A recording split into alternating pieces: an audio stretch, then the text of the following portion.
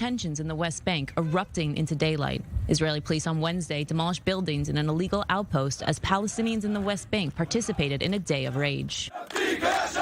In the former Israeli settlement of Homesh, police wrecked 9 wooden structures and tents being used by students studying in a makeshift religious school. The school itself was left in place and was where students remained surrounded by a ring of police and soldiers during the operation. It's the 4th time that buildings have been destroyed at Homesh since a December attack, when a Palestinian gunman killed yeshiva student Yehuda Dimenton near the outpost. In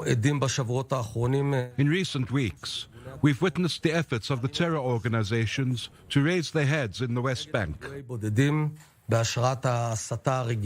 Since then, there's been increased activity and clashes at the illegal West Bank outpost, a former settlement that was evacuated in 2005. Israeli law prohibits citizens from entering the area, and the Israeli Supreme Court has said the land belongs to Palestinians from the nearby village of Burqa. Still, the settlers return, erecting tents and makeshift structures on the foundations of the emptied homes. The demolitions coincided with a day of rage in the West Bank, called for by Palestinians after an IDF operation that killed 3 on Tuesday. In the heart of the city of Nablus, the Yamam Special Police Unit thwarted a squad of 3 terrorists who carried out a large number of attacks in the northern West Bank. It was the highlight of a weeks-long operation in which police units, IDF, and with the guidance of the Shin Bet, carried out a number of operations in order to thwart the squad. The Palestinian Authority denounced the killings of the men, reported to be members of the Fatah military wing. This is a new kind of crime, a new kind of massacre, nothing strange from the Israeli government. This is the true face of Israel.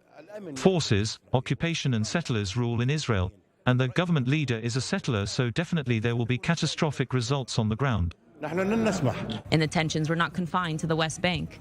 In the Negev Desert in southern Israel, police also evacuated a settlement erected overnight Tuesday by right-wing activists protesting what they have called a, quote, Bedouin takeover. Israel's government is advancing a plan to authorize several unrecognized Bedouin villages in order to end a major coalition crisis over a controversy caused by tree planting in the Negev. It's the latest challenge for Israel's diverse coalition, which is headed by a right-wing prime minister and includes an Islamist Arab party.